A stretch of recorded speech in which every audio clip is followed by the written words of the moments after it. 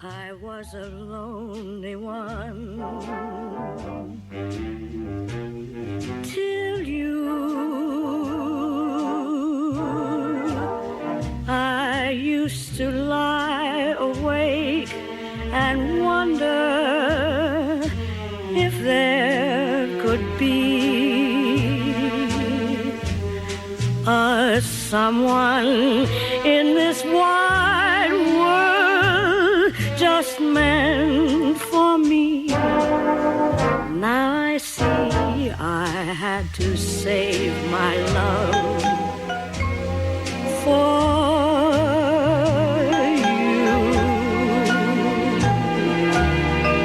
I never gave my love till you, and through my lonely heart demanding it, Cupid took a hand in it. I hadn't anyone till you.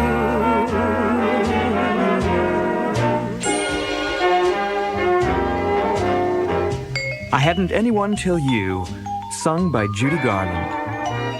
Noble's tune was one of the highlights of the swing era, and who more appropriate than Nelson Riddle, a former trombonist with Tommy Dorsey, to arrange and conduct it.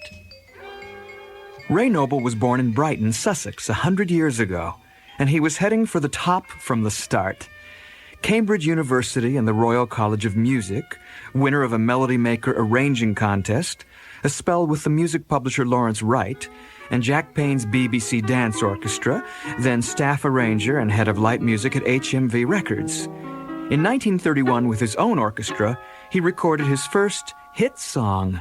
Good night, sweetheart. All my prayers are for you. Good night, sweetheart. I'll be watching on you. Tears and the parting may make us forlorn, but with the dawn a new day is born. So I'll say good night, sweetheart. Sleep will banish sorrow. Good night, sweetheart. When we meet tomorrow, breathe and fold you. Live and dear, I'll hold you. Good night, sweetheart. Good night. The Ray Noble Orchestra, with singer Al Bowley, and Noble's song Goodnight Sweetheart, recorded in 1931. Ray Noble was that rare exception, a band leader who wrote his own songs. James Langton, dance band vocalist and Ray Noble fan. Ray Noble was a particularly interesting example of the British dance band leader because he not only led a fantastic orchestra, but wrote his own songs and arranged beautifully. He was a phenomenal arranger, one of the greatest of the period, I would say, certainly on the British side. I suppose he has something in common with Johnny Green. Johnny Green was also a band leader in Hollywood when Ray Noble was there too. Isham Jones wrote some great songs, also a band leader. Noble had a particular brief. He was leader of the house orchestra for HMV, which was quite a job. He had to be an administrator. He had to be a politician, I would imagine. He had to record all sorts of different music. And the output of the HMV dance band, or the New Mayfair Orchestra as it became known, was phenomenally large, really. And this was all over a period of 4 or 5 years. It's an enormous amount of material. He really was a phenomenally talented man.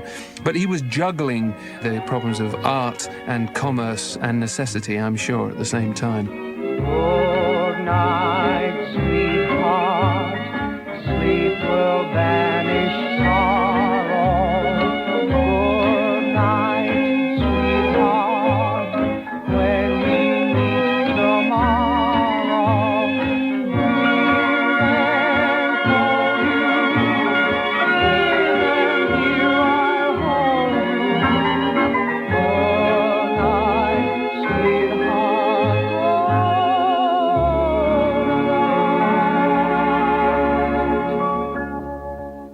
Amongst Noble's many duties, he also worked on films and composed songs specifically for films.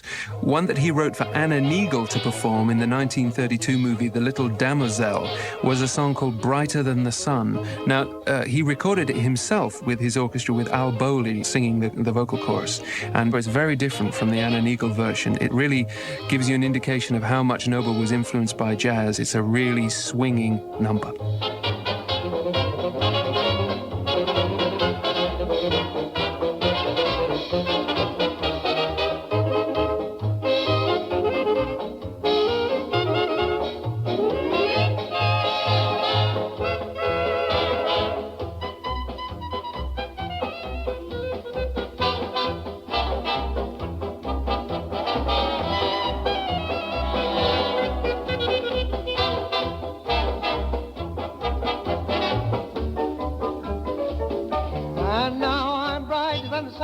I'm just in love with everyone. I found the world is full of fun for me. I'm as happy as the breeze that sings a song among the trees and keeps its sweetest melodies for me. For I've left all my troubles behind me. They won't find me if I smile. Life's too short to be careful. Let's be cheerful for a while. Only just begun to put my troubles on the run. But from now on this little one is brighter than the sun.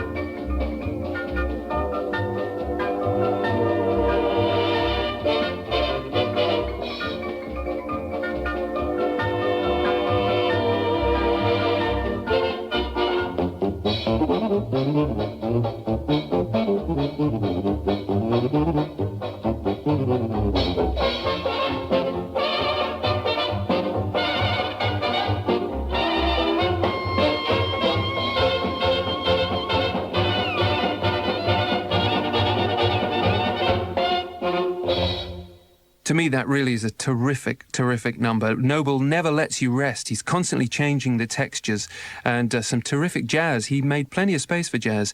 Max Goldberg on the trumpet there, a really, really terrific player. And of course, Noble was exposed to some great American jazz musicians at the time. He certainly worked with Adrian Rollini, who was the bass sax player on many recordings with Bix Beiderbecke.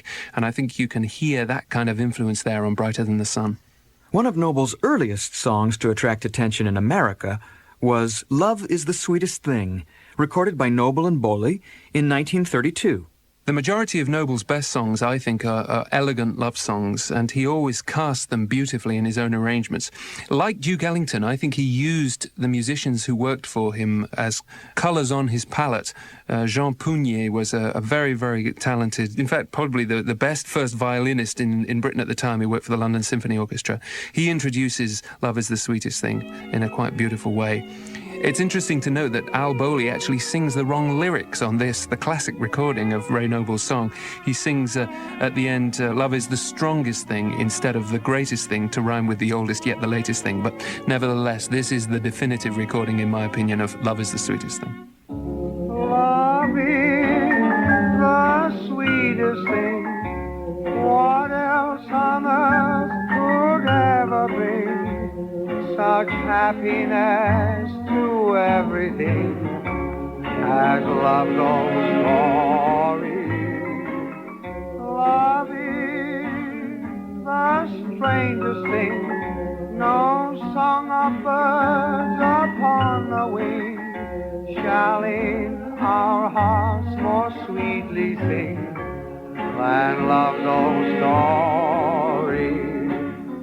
Whatever hearts may desire, whatever life may send,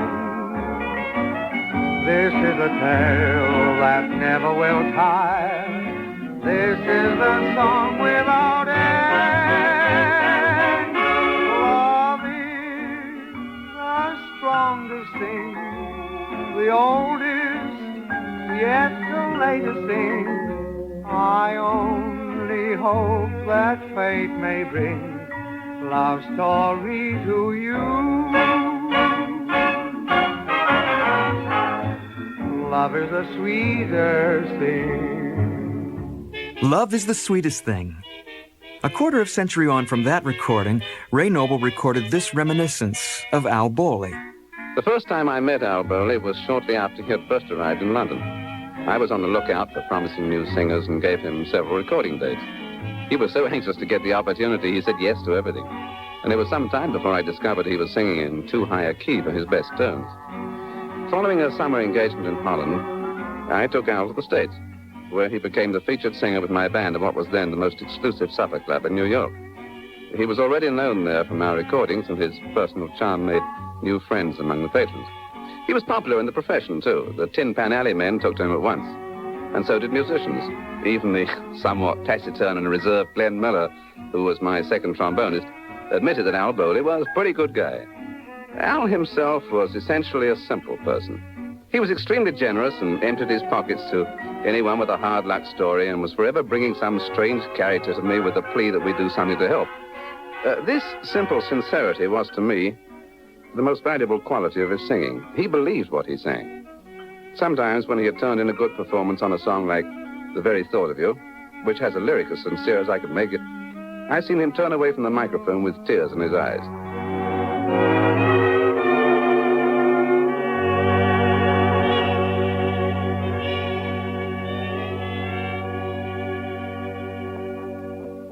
In September 1934, Ray left for America with Al Bowley and his manager. James Langton takes up the story. Ray Noble's recordings had achieved some quite considerable success in America, and I think that was why Noble took up the chance to travel with his manager, who was Bill Harty, his drummer, and Al Bowley. They were the only two members of the orchestra that went with him. And he had Glenn Miller, of all people, who'd been working with the Dorsey Brothers Orchestra, assemble an all-star American band for him. It really was a terrific band, including Bud Freeman on the saxophone, Charlie Spivak, who was playing lead trumpet, really a who's who of American dance musicians of that time. However, things didn't go very smoothly. The American musicians didn't get on with that. I think they particularly didn't get on with Bill Harty. It may have been they didn't like his drumming. It may have been that he was the manager and was telling them what to do, and musicians do have a habit of not getting on with people who tell them what to do. But anyway, Bud Freeman tells an amusing anecdote about their time at the Rainbow Room at the top of the Rockefeller Center, where they played for dancing every night. At the time, the Rainbow Room still does have a revolving dance floor, and Ray Noble's piano was on the revolving dance floor. And as the orchestra was playing, Ray revolved away on the dance floor, and while he was at the other side of the room, Bud Freeman had the entire orchestra modulate a half step into a different key, so that when he came back, it seemed like he was playing in the wrong key. And apparently, Bud Freeman relates that Ray Noble said to them, "I don't know what you chaps think you're doing, but I'm playing The Very Thought of You in A flat." The very thought of you, and I forget to do those little ordinary things that everyone ought to do. I'm living in a kind of daydream. I'm happy as a queen, and foolish though it may seem to me, that's everything. The mere idea of you, the longing here for you. You'll never know how slow the moments go till I'm near to you. I see your face in every flower, your eyes in stars above. It's just the thought of you, the very thought of you, my love.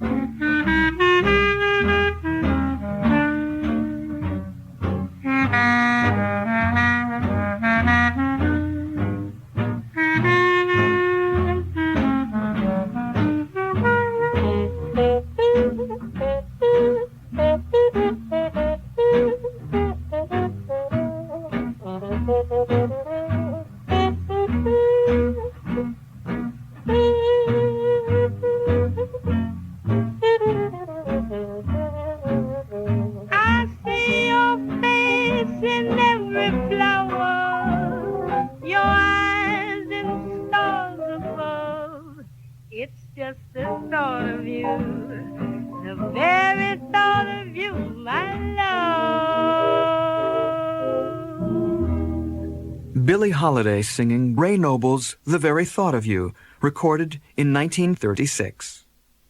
Ray Noble maintained his American orchestra for 3 years before the band broke up in 1937 and he settled in California.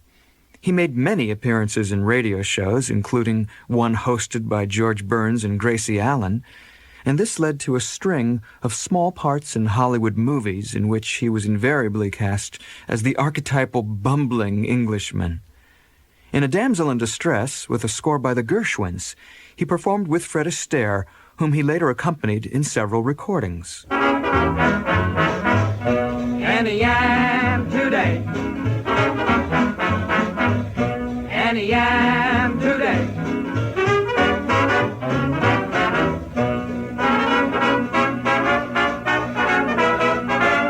Come on and hear the yam man cry. And I am today. And I am today.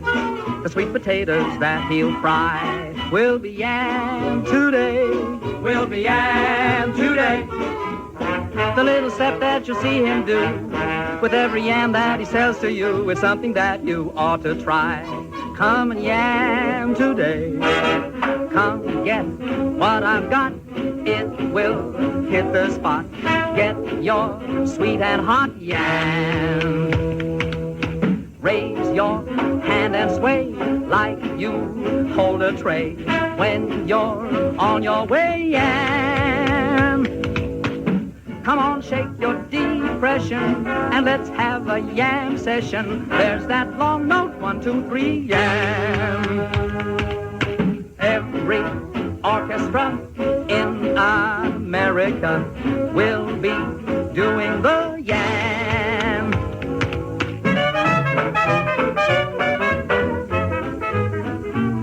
I didn't come to do the Charleston. I didn't come to ball the Jack. I didn't come to do the Susie Q or do the bottom they call black. I didn't come to do Big Apple. I didn't come to do the shag. But honey, here I am to do the yam because the yam is in the bag.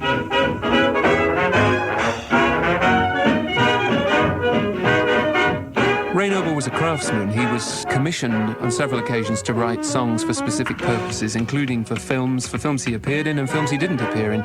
He recorded the soundtrack recordings with Fred Astaire for Carefree, including the Yam and the Yam Step.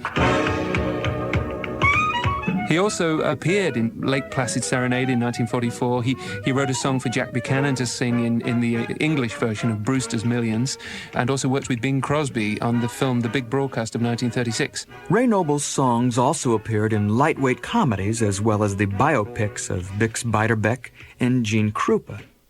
So, from Noble's American years, I'd like to sing The Touch of Your Lips.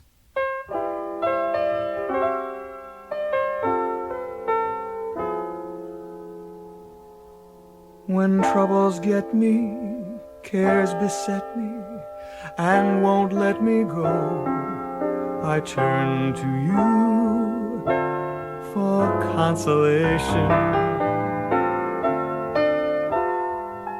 There I find new peace of mind to leave behind my woe. I turn to you as I shall always do.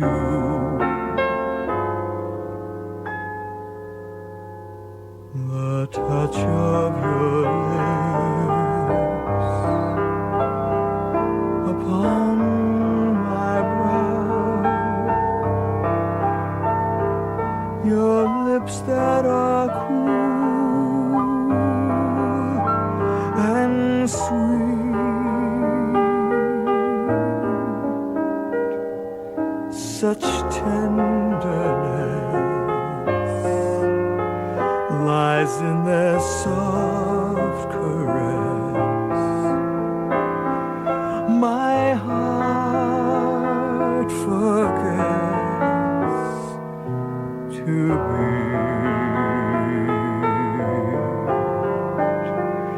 The touch of your hands upon my head,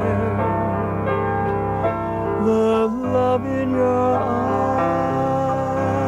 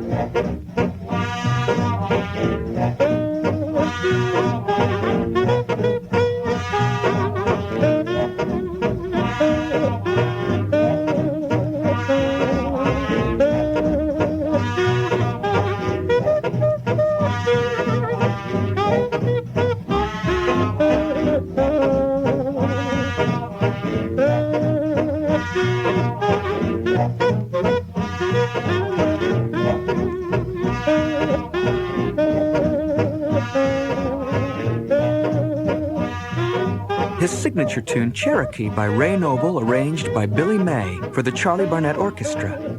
The song was given a lyric by Noble, amended for this recording to allow for a female vocal treatment, courtesy of Sarah Vaughan. Brave Indian warrior, since first I've met you, I can't forget you, Cherokee sweetheart, child of the prairie. Your love keeps calling, my heart enthralling, you Cherokee.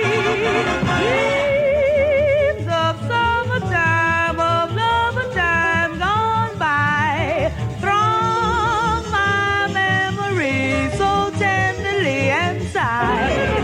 My brave Indian warrior, one day I'll hold you in my arms, fold you, my Cherokee. Sarah Vaughan and Cherokee.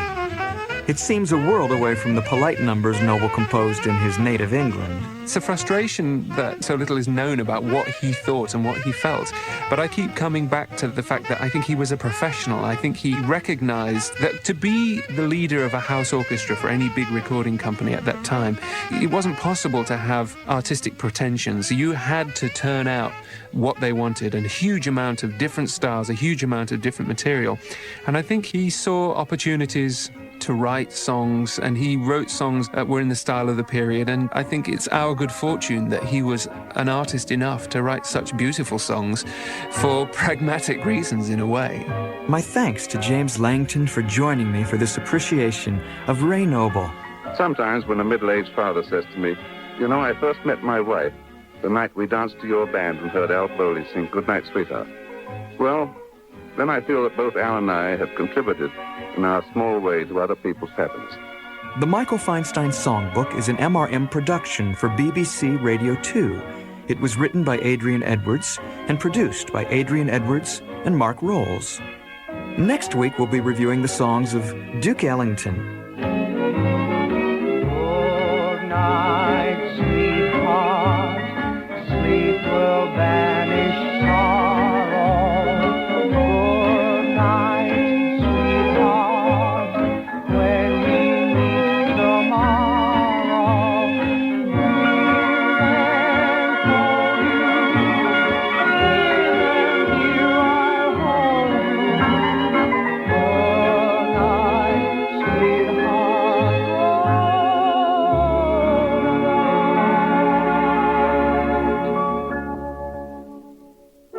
This weekend on Radio 2, Chris Stewart presents the annual Royal British Legion's Festival of Remembrance.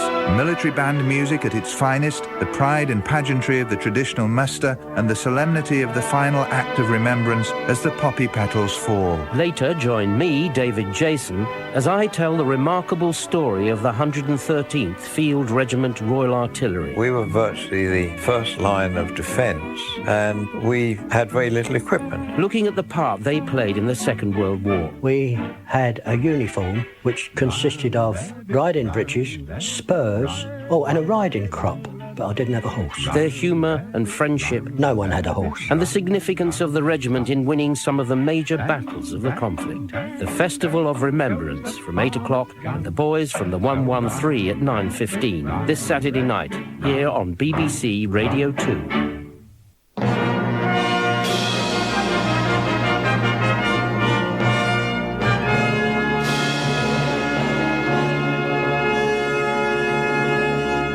Friday night is music night.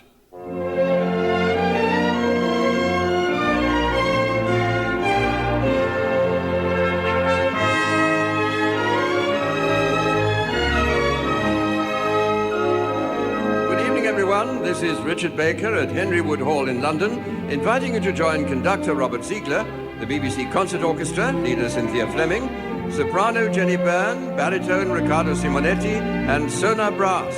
We're all here for your pleasure, ladies and gentlemen, in our weekly program of music for everybody.